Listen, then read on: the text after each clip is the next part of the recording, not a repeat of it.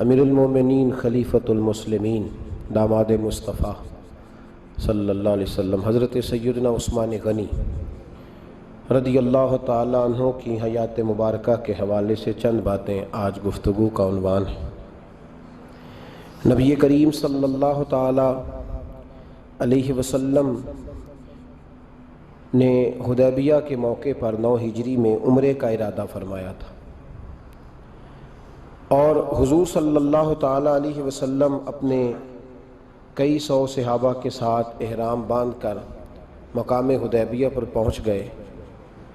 سفیر اس کو بنایا جاتا تھا جو بڑا سمجھدار اور زیرک آدمی ہوتا تھا۔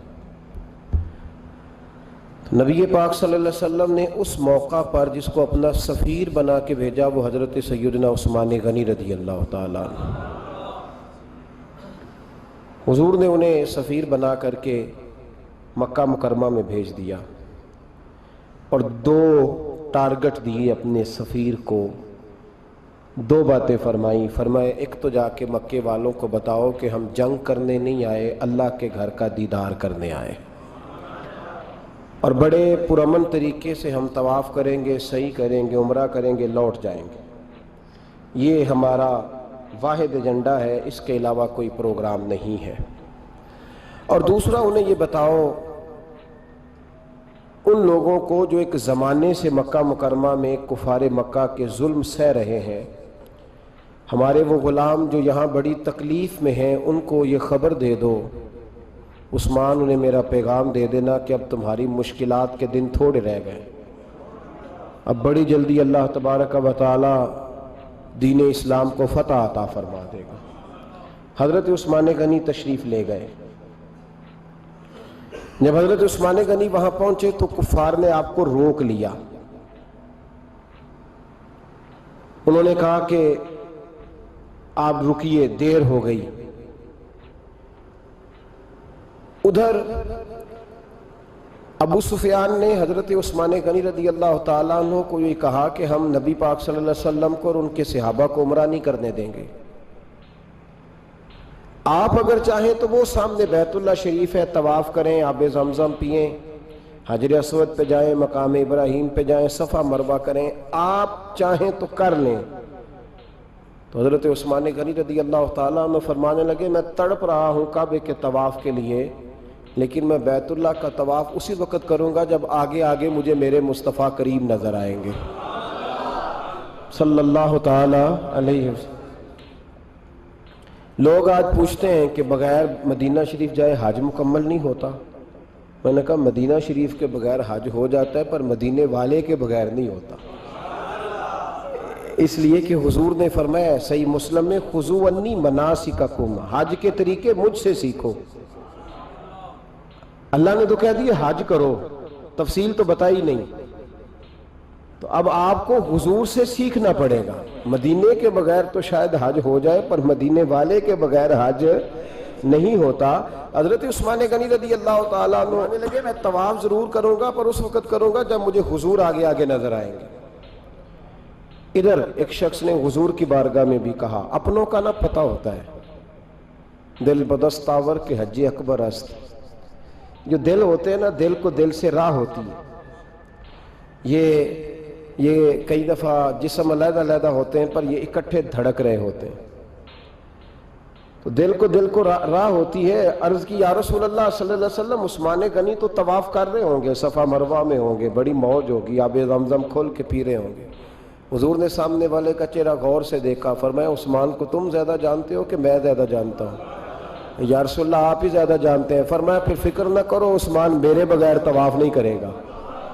بات ختم ہو گئی، میرے بغیر عثمان طواف نہیں کرے گا، ختم ہو۔ اب کسی نے افواہ پھیلا دی کہ حضرت عثمان غنی کو شہید کر دیا گیا۔ نبی پاک علیہ السلام تک بھی خبر آئی، حضور جانتے تھے۔ ہمارا دل نہیں کرتا کوئی انتشاری بات کرنے کو، لیکن جب لوگ کرتے ہیں تو پھر دل کو تکلیف ہوتی ہے۔ اب یہاں سب نے لکھا ہے کہ نبی پاک صلی اللہ علیہ وسلم کو خبر ملی، حضور پریشان ہوئے، صحابہ کو مشورے کے لیے بھی بلایا، بیعت رضوان بھی ہوئی۔ اگر علم غیب ہوتا یہ سارا کچھ نہ ہوتا۔ اور میں نے کہا خدا کے بندے، اگر حضور اپنا علم غیب اس وقت ظاہر کرتے تو حضرت عثمان کے لیے قرآن کی آیتیں نہ نازل ہوتی۔ اس بیعت کے تذکرے نہ ہوتے. ہر بات پہ لوگ معاذ اللہ تعالیٰ. اب دیکھیے نا یہاں یہ جملہ چھوڑنے کی کیا ضرورت ہے؟ تم قوم کو کیا دے رہے ہو؟ لوگوں کو کیا بتا رہے ہو کہ نبی پاک علیہ السلام اندھیرے میں بیٹھ کے فیصلے کر رہے تھے؟ کیا بتا رہے ہو؟ آج انٹیلیجنس کی رپورٹس بتا دیتی ہیں کہ وہ فلاں کس طرح کا ماحول ہے اور آپ نے کس طرح کرنا ہے، تو تمہیں اپنی خفیہ ایجنسیوں کے مطابق تم فیصلہ کرو تو کہتے ہو ہم بھئی اندھیرے میں فیصلہ نہیں کر رہے، ہمیں رپورٹ ہے تو فیصلہ کر رہے ہیں. اور نبی پاک علیہ السلام کے بارے میں تم لوگوں کو یہ بتا رہے ہو کہ حضور اندھیرے میں فیصلہ کر دیتے تھے، پتہ ہی نہیں تھا. کس طرح کی بات کرتے ہو؟ میرے محبوب پاک علیہ السلام فرماتے ہیں کہ اللہ تبارک و تعالیٰ نے مجھے اس طرح کا علم عطا فرمایا ہے کہ جو تمہارے ذہن میں ہو مجھ سے پوچھو، میں فوراً تمہیں جواب دوں گا. لیکن لوگ اڑ گئے ہیں، کیا کیا جائے؟ اور عجیب فلسفہ ہے. یہاں بھی گرہ لگا دی، پتہ ہوتا تو یہ سارا. اور میں نے کہا خدا کے بندے اگر یہ سارا کچھ نہ ہوتا تو پھر یہ آیتیں کیسے نازل ہوتی؟ پھر صبح قیامت تک حضرت عثمان غنی کی عظمتوں کا کیسے پتہ چلتا؟ جب خبر ملی نا کہ حضرت عثمان غنی کو شہید کر دیا گیا تو حضور نے صحابہ کو بلایا، فرمایا آؤ میری بیعت کرو. حالانکہ بیعت پہلے ہو چکی، آؤ دوبارہ بیعت کرو. یا رسول اللہ کس چیز کی بیعت کرنی ہے؟ تو نبی پاک نے فرمایا میرے ہاتھ پہ بیعت کرو کہ ہم عثمان غنی کے خون کا بدلہ لیے بغیر یہاں سے جائیں گے نہیں. ہم عثمان کے خون کا بدلہ لیے بغیر یہاں سے جائیں گے. اور حوالہ کسی نے دیکھنا ہو علامہ اسماعیل حقی کا تو میں دکھاؤں گا. جس شخص نے دوڑ کر سب سے پہلے نبی پاک کی بیعت کی وہ مولا علی شیر خدا تھے. کہ یا رسول اللہ جانا ہی نہیں عثمان کا خون کا بدلہ لیے بغیر. سب سے پہلے شیر خدا آگے بڑھے. آج لوگ انہی لوگوں میں اختلاف دکھانے کی کوشش کرتے ہیں، صحیح لا حاصل کرتے ہیں. سب سے پہلے دوڑ کر حضرت شیر خدا آگے بڑھے کہ حضور میں بیعت کرتا ہوں. نبی پاک نے صحابہ کے ہاتھوں میں بیعت ہو رہی ہے. یہ وہ والا واقعہ نہیں جو اس چوک میں پیش آیا تھا، یہ وہ والا واقعہ نہیں جو میرے ساتھ ہوا تھا تو میں آپ کو سنا رہا ہوں. یہ وہ والا واقعہ ہے جو رب کو اتنا پسند آیا کہ اللہ نے قرآن پاک میں بیان فرما دیا ہے. اس کی اہمیت کا اندازہ لگائے کہ رب کریم کو اتنا محبوب ہے یہ انداز کہ قرآن میں بیان کیا. ایک درخت تھا، کانٹوں والا درخت، اس کو شارحین نے لکھا ہے. کچھ لوگ کہتے ہیں بیری کا درخت تھا. نبی پاک درخت کے نیچے بیٹھ گئے، فرمایا بیعت کرو سارے. کن کے لیے بیعت ہو رہی؟ حضرت عثمان غنی کے لیے. ایک بیعت دین کے لیے ہوئی، قرآن کے لیے ہوئی، حدیث کے لیے ہوئی، اللہ کی توحید کے لیے. اور آج نئے سرے سے بیعت ہو رہی ہے. کس کے لیے؟ بول کے بتائیے. حضرت سیدنا عثمان غنی رضی اللہ تعالیٰ عنہ. اس شخص کی عظمت کا کوئی اندازہ کر سکتا ہے؟ جن کے لیے نبی پاک نے خاص کر کے تخصیص کر کے ایز اے اسپیشل بیعت لی. اور صحابہ نے جب بیعت کی تو اللہ کو اتنی پسند آئی کہ قرآن مجید کی سورہ فتح کی آیت نمبر 18 میں بیان کیا. فرمایا لقد رضی اللہ عن المؤمنین اذ یبایعونک تحت الشجرہ. فرمایا محبوب تحقیق اللہ ان مومنوں سے راضی ہے جو درخت کے نیچے آپ کی بیعت کر رہے تھے. تحقیق اللہ ان سے راضی ہوا، ان ایمان والوں سے جو درخت کے نیچے آپ کی بیعت کر رہے تھے. درخت کے نیچے تحت الشجرہ. قرآن مجید کے الفاظ اگر آپ غور کریں گے تو آپ کو حضرت عثمان غنی کی عظمت کا پتہ چلے گا اور اس واقعے کی حساسیت کی آپ کو سمجھ آئے گی کہ بیعتیں تو مسجد میں بھی ہوئی لیکن نام لے کے نہیں کہا محبوب جنہوں نے مسجد میں بیعت کی. نام لے کے نہیں کہا، حالانکہ وہ بیعتیں بھی اللہ کو بڑی محبوب ہے. بیعتیں تو میرے بھائی نبی پاک نے بیت اللہ شریف کے پاس بھی کی، مسجد نبوی میں بھی کی، لیکن یہاں نام لے کر کوئی بھول نہ جائے.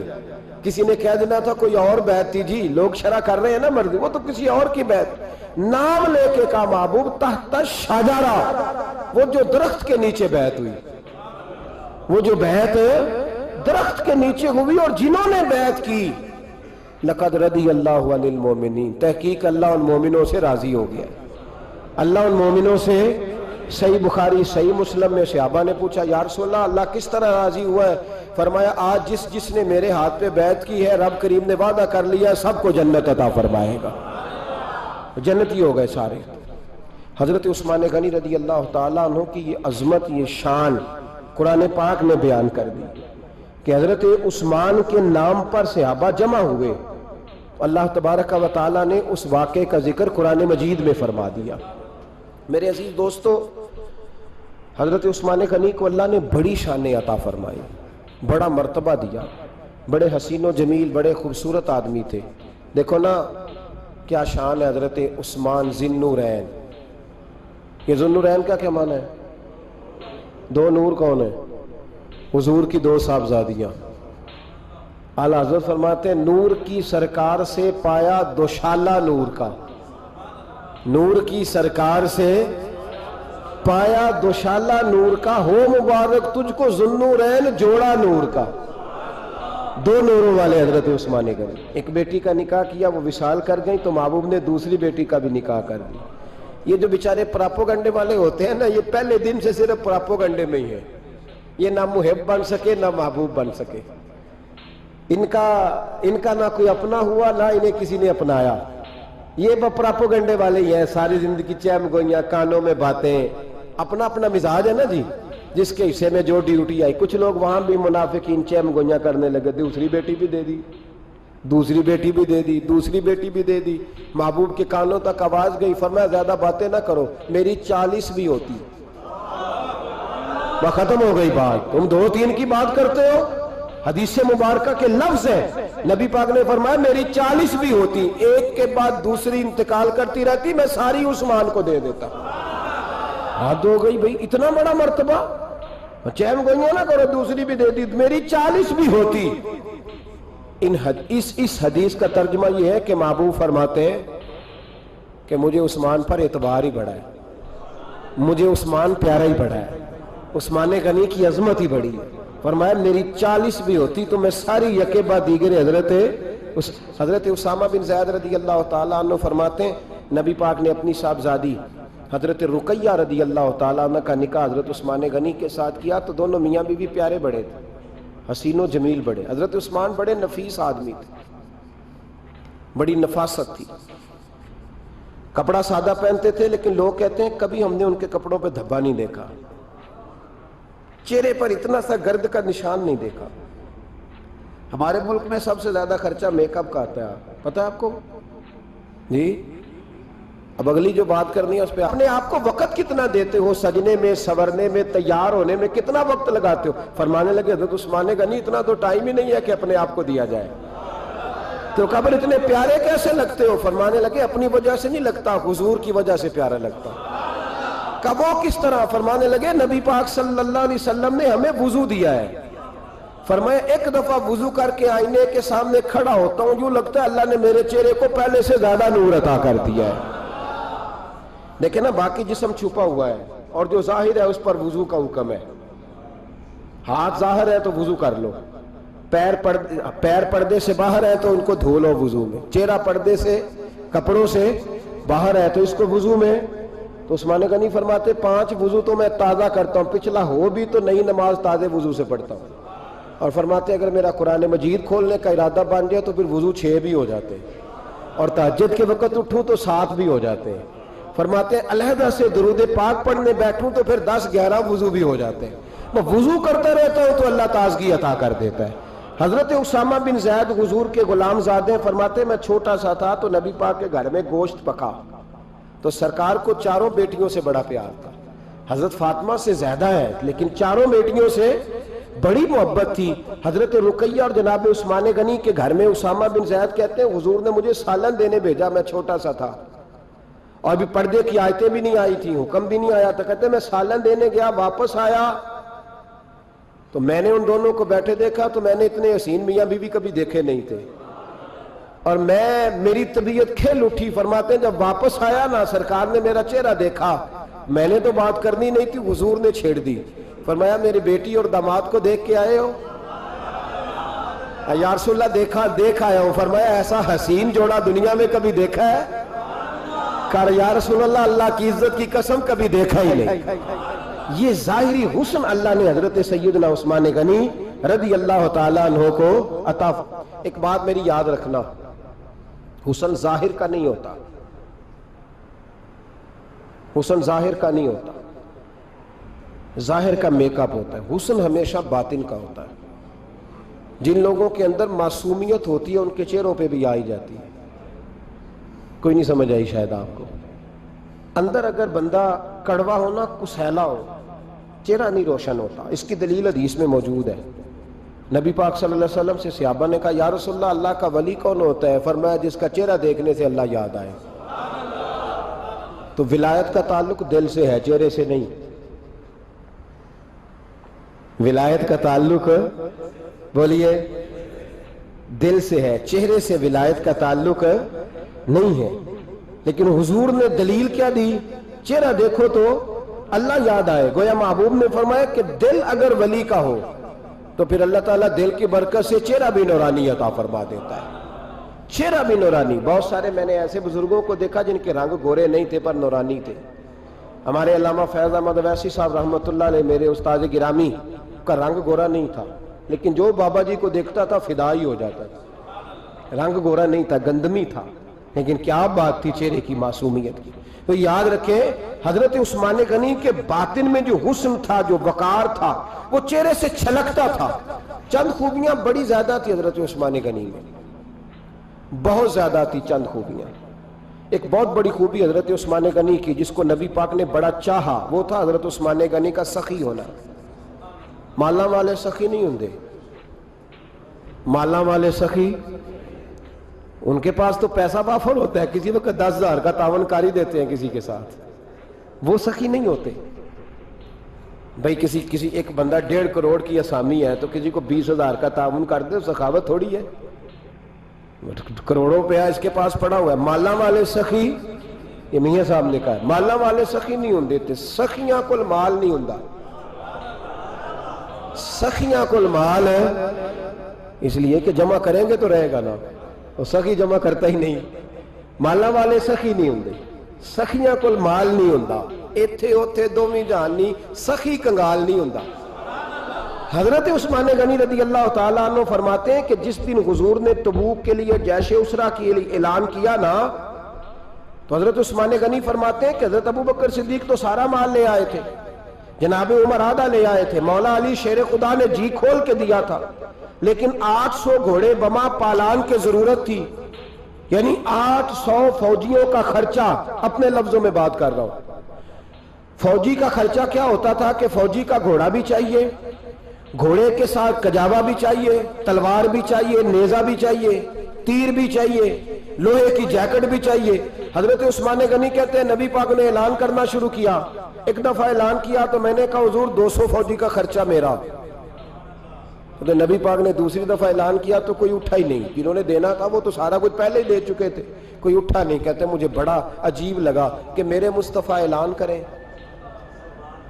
حضرت عثمان غنی فرماتے ہیں, شاہ ولی اللہ صاحب نے ازالت الخفا میں لکھا ہے کہ یوں پکڑ کے کہتے ہیں میں نے اپنا نا گریبان پکڑ لیا. عثمان تیرے نبی کو اعلان کرنا پڑ رہا. کہتے 1000 فوجی کا خرچہ چاہیے تھا, 1000 کا. عثمان کہتے تیسری دفعہ حضور نے اعلان کیا تو کہا یا رسول اللہ 200 اور ڈال لیں. سنو سخی کس کو کہتے ہیں. حضرت عثمان غنی رضی اللہ تعالیٰ عنہ فرماتے ہیں میرے پاس کل خرچہ میرے پاس 800 فوجیوں کا تھا. میں سارا کچھ بھی گھر سے لے آؤں تو 1000 میں پھر بھی پورا نہیں کر سکتا تھا. لیکن جب نبی پاک نے چوتھی دفعہ کہا نا کہ اٹھو بھائی ابھی خرچہ چاہیے, عثمان کہتے ہیں مجھے لگتا تھا میرے گریبان پھٹ جائے گا. یار میرے محبوب کو اعلان کرنا پڑ رہا ہے. عثمان غنی فرماتے میں اٹھ کے کھڑا ہوا. میں نے کہا حضور اب آپ نے اعلان نہیں کرنا, آپ 1000 ہی میرے کھاتے میں ڈال دیں, میں سب کا بندوبست کرا دوں گا. فرماتے میں نے 200 فوجی کا خرچہ پکڑ دکڑ کے پورا کیا. 200 کا خرچہ. غریب اصل میں اللہ سے تجارت نہیں کرتا اس لیے امیر نہیں ہوتا. غریب اللہ سے تجارت کرے نا, اللہ سے, اس کے رستے میں 200 دے کے 70 گنا کی امید رکھے یہاں بھی وہاں بھی, پھر امیر ہو جائے. یہ تجارت نہیں کرتا, یہ کہتا ہے اللہ کے رستے میں امیر خرچ کریں گے, میری نہیں ڈیوٹی. حضرت عثمان غنی کہتے ہیں میرے پاس 800 کا بندوبست تھا, میں نے 1000 کا دیا. حضور تشریف لے گئے. فرماتے ہیں جہاد سے جب واپسی ہوئی نا, ایک ایسا سودا تھا جس میں سے مجھے نفع کی امید ہی نہیں تھی, پر اللہ نے مجھے 11 گنا نفع عطا فرمایا. مالا والے سخی نہیں ہوندے, سخیاں کل مال. دیکھیں نا جنت البقیع, وہ والا قبرستان جس میں کوئی دفن ہو جائے تو نبی پاک کی سفارش کا حقدار ہو گیا. وہ والا قبرستان جس کا نام ہی جنت ہے، وہاں نا ایک یہودی اپنے جانور باندھا کرتا تھا. تو سرکار ایک دن اس طرف گئے تو واپس آئے. حضرت عثمان غنی قریب کھڑے تھے. نبی کریم صلی اللہ تعالی علیہ وسلم نے فرمایا عثمان اس جگہ کی طرف ذرا چکر لگانا، جگہ بڑی اچھی ہے. عثمان غنی گئے، جگہ خرید کے واپس آ گئے. حضور نے فرمایا ہوا ہے؟ عرض کی حضور خرید آیا ہوں. فرمایا میں نے تو چکر لگانے کا کہا تھا. کہا یا رسول اللہ آپ نے یہ بھی تو فرمایا تھا جگہ بڑی اچھی ہے. تو جس کو آپ نے اچھا کہہ دیا یہودی کے پاس تو نہیں نہ رہنی چاہیے، تو میں نے خرید دی. شرم نہیں آتی لوگوں کو. حضرت عثمان کے بارے میں بات کرتے ہیں، جس قبرستان میں سیدہ پاک بی بی صاحبہ حضرت فاطمہ الزہرا آرام کر رہی ہے، وہ زمین حضرت عثمان نے تحفہ دی ہے. حیا نہیں آتی بات کرتے؟ شرم نہیں آتی؟ یہ صدقہ سیدہ فاطمہ کا ہی ہے، انہی کے لیے اللہ نے تحفہ دیا اور اس کے پیسے حضرت عثمان غنی نے ادا کیے. پھر اس قبرستان میں سیدہ پاک نے آرام کیا. پھر اسی قبرستان میں عثمان ابن مسعود نے آرام کیا. پھر اسی قبرستان میں حضرت حلیمہ سعدیہ لیٹی ہوئی ہے. اسی قبرستان کے اندر نبی پاک کی زوجہ سیدہ عائشہ آرام کرتی ہے. پھر اسی زمین پر میرے محبوب کے پیارے نواسے امام حسن آرام فرمائے. حضرت عثمان غنی رضی اللہ تعالیٰ عنہ کے بارے میں بات کرتے تیری زبان نہیں کانپتی؟ ان کو بات کرتا ہے.